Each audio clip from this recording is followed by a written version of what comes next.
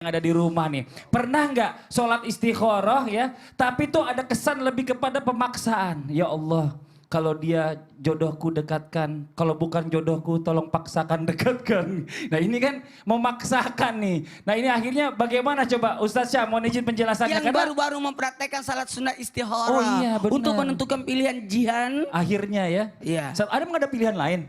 Kayaknya itu doang. Silakan Ustaz Syam. Tadi nonton nangis loh Ustaz Syam.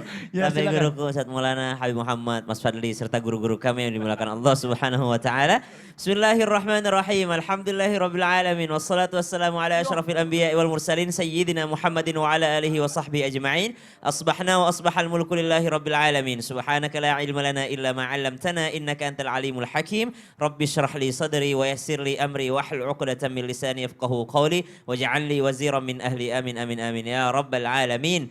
Berdoa kepada Allah Subhanahu wa taala, meminta atau memaksa istikharah ini jangan sampai salah. Maka suatu ketika para sahabat bertanya kepada baginda Nabi sallallahu alaihi wasallam, mereka bertanya radhiyallahu anhum bertanya kepada Nabi, "Ya Rasulullah, aqaribur rabbuna?" Apakah Tuhan itu dekat ya Rasulullah? Fanunajiyahu, kami mau berbisik-bisik kepada Tuhan.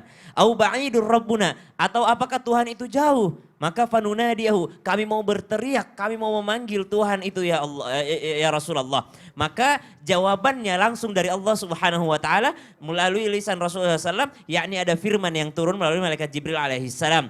Ba'dan aqul a'udzu billahi minasyaitonir rajim. Wa idza sa'alaka 'ibadi 'anni fa inni qarib. Ujibu da'watad da'i idza da'an falyastajibu li wal yu'minu bi la'allahum yarshudun.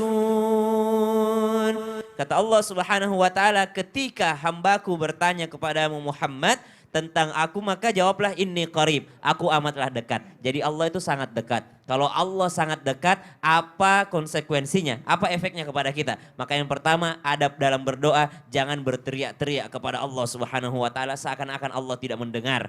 Bedakan berteriak dengan khusyuk ya. Karena ada memang orang bersuara lantang karena memang khusyuk gitu. Tapi ada memang orang yang kayak memaksa Allah. Seakan-akan Allah itu tidak mau mengabulkan permintaannya. Ada juga yang memaksa Allah dari segi yang lain. Misal dia habis berdoa, akhirnya Allah tidak kabulkan, dia kecewa sama Allah. Ini kan sama dengan memaksa Allah. Ya Allah, jodohkan aku dengan dia. Ternyata tidak berjodoh. Maka dia buka jilbab. Subhanallah. Berarti dia memaksa Allah. Karena dia seperti mengancam Allah Subhanahu wa taala jikalau Allah tidak mengabulkan permintaannya. Jangan pernah memaksa Allah Subhanahu wa taala. Yang ketiga, jangan juga setengah-setengah gitu ya. Selain memaksa, jangan juga setengah-setengah. Setengah-setengah gini, ya Allah, jikalau engkau mau mengampuni aku, ampuni aku. Tapi jikalau tidak, ya enggak usah gitu.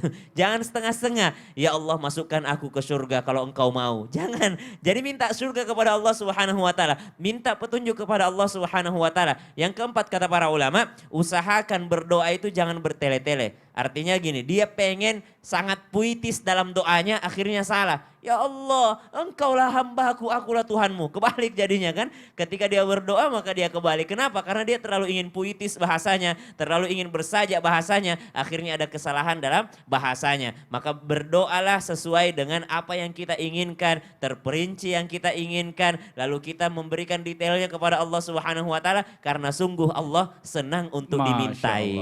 Jadi sebenarnya kalau kita bicara masalah tentang istikharah ini kan pilihan sebenarnya sudah ditakdirkan oleh Allah Subhanahu wa taala. Sama Allah. Cuma Allah ngasih jalannya aja ke sini sebenarnya. Dan jangan juga kecewa dengan apa yang udah kita pilih. Dan itu pasti yang terbaik yang telah Allah berikan kepada kita. Yang kecewa artinya dia memaksa Allah. Ini Masya Allah. Jazakallah khair. Makasih banyak Ustaz Syam.